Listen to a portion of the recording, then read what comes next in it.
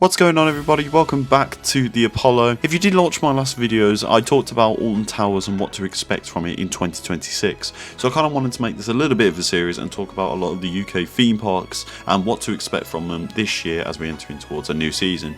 In this video, we're going to be talking about Thorpe Park. We're going to be talking about my thoughts on the 2025 season, my first year of visiting Thorpe Park ever. We're going to be talking about what we can look forward to towards 2026 and what I think should be going ahead forward for the future of Thorpe Park. So if you are going to enjoy this video, please leave a like, subscribe to the channel, and without further ado, let's get into it. Okay then, so Thorpe Park, one of Merlin's biggest theme parks in the UK.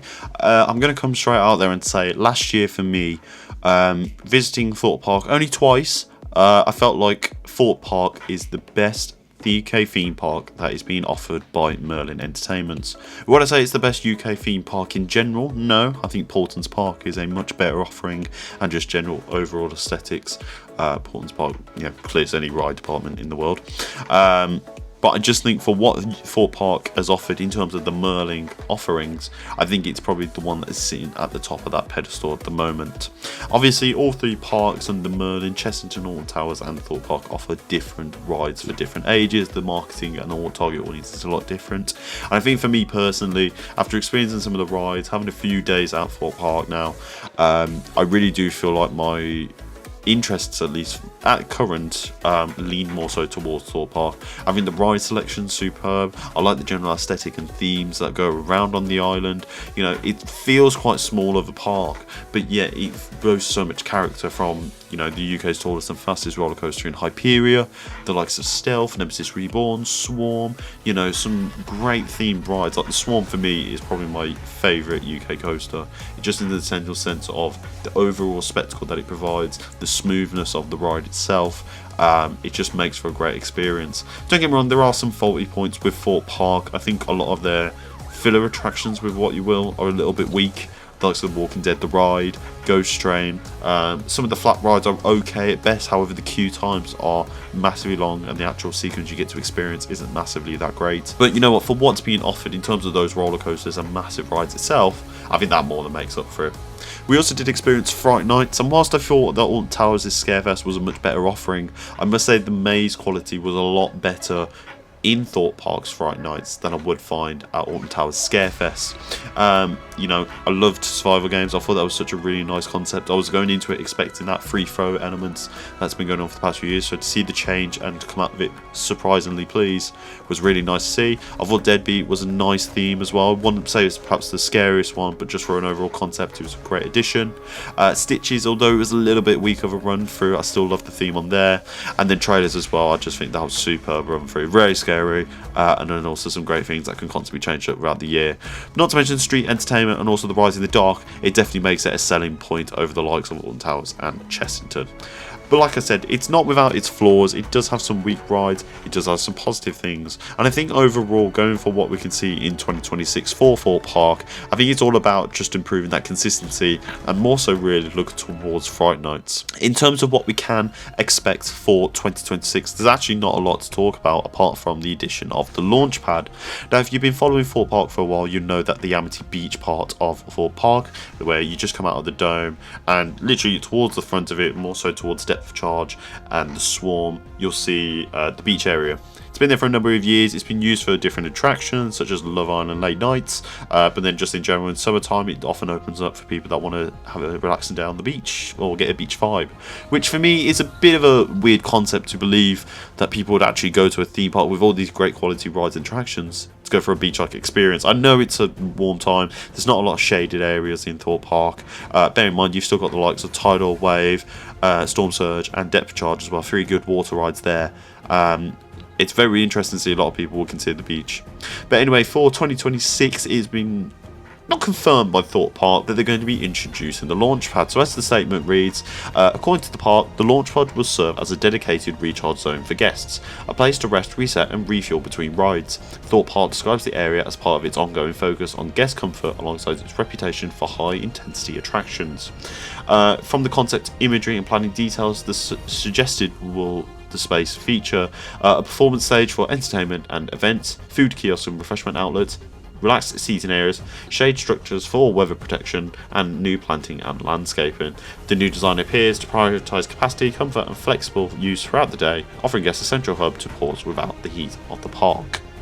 Now, it's very interesting that it says shaded areas there for me, because on the concept images itself there's a few little umbrellas that I put up, but for the most part not a massive lot of shading there.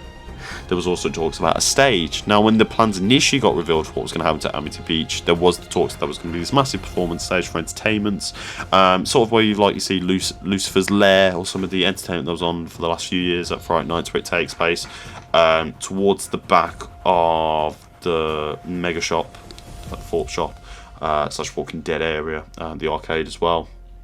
Normally it takes place around there, so I think that it was a smart idea to bring the stage towards the Amity Beach way and make it like the central point of Thorpe Park. But now seeing the plans here, it's a little bit, I don't want to say underwhelming, because it's not a massive space. It's not exactly like you can just put a ride in there.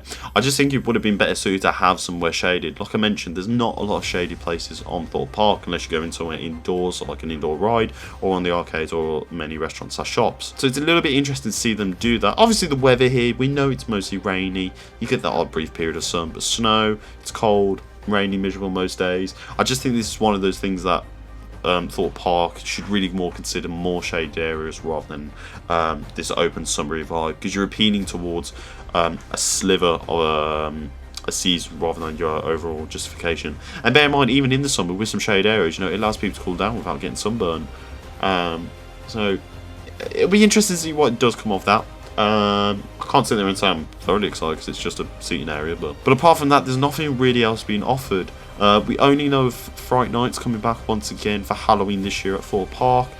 Question is whether will the mazes or the maze offerings stay the same? Will we see some changes this year? We know trailers has been for about 4 to 5 years now. Survival games around the same time. Deadbeat's only in its 3rd year of infancy. Stitches for its 3rd year as well, I think it is. So it'd be interesting to see if there's any changes there. We know the Crows and Morky Meadows also is a great scare zone there. It just keeps on building and improving over the years.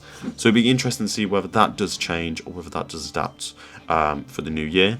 But apart from that, there's nothing else really talk about. There was obviously a lot of speculation going on about the future of Rumble Rapids and whether new ride development will be going on there. We'll have to wait and see. What happens. I think for me, the one thing I'd like to see going forward with Thorpe Park next year, or this year, sorry, I'd like to see them more put a focus on towards just general throughputs of rides and just general reliability. Don't get me wrong, in terms of comparison for what they offer, Thorpe Park hands down was a much better operational park than Alton Towers this season. There was a lot more throughputs being achieved, especially on Hyperion. For as busy and popular as that ride is, it does so well to get the throughputs that it deserves. But then you go on to like Stealth, which spent a lot of the season closed, whether it's due to weather or maintenance. It's just I'd like to see a little bit more going forward from there. I think the also big thing I'd like to see is potentially the works on a new attraction for the park. We know that Zodiac is kind of been on the maintenance schedule list for a while. Bear in mind, Enterprise at Alton Towers, that had a similar fate where it just sat around for a while and then ultimately would leave the park. There is a few good flat ride offerings at Thorpe Park. However, it could maybe do with something else. I know Hustop's been similar to the likes of Alton Towers, and Fantasia Land would be a nice addition there. It'd be interesting to see where it could fit into the park, but I think that's something that would be exciting to see. In terms of actual main roller coaster / ride developments, I would like to see Rumble Rapids removed from the park and have something placed there. I know it's been talked about for years, but I just think a massive GCI wooden roller coaster, something similar to Zardra Energylandia or even Iron Gwazi, something with that level of inversion and that height to it to match the high intensity that Thorpe Park brings. I think it'd do so much one day. It gives them a brilliant ride selection offering. I've seen some people saying intimate multi-launch coaster, and I don't personally believe that's the way it should go forward. You've already got Stealth, which is the fastest accelerating roller coaster in the UK. To have 2 launch coasters put side by side, I think it takes it away from a bit. You need to have something different in each area, and I think a wooden coaster would fit that place superbly. But let me know in the comments down below what you think or you'd like to see going ahead for Thorpe Park next season. With that in mind, then I'm going to wrap wrap up this video here. I hope you have enjoyed. Let me know in the comments down below, or if you are going to Thorpe Park this season, or just in general, what you'd like to see improve for Thorpe Park for the next 5 years.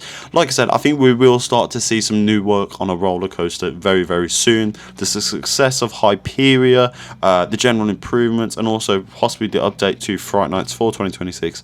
It looks to be an interesting and exciting time for London's best UK theme park.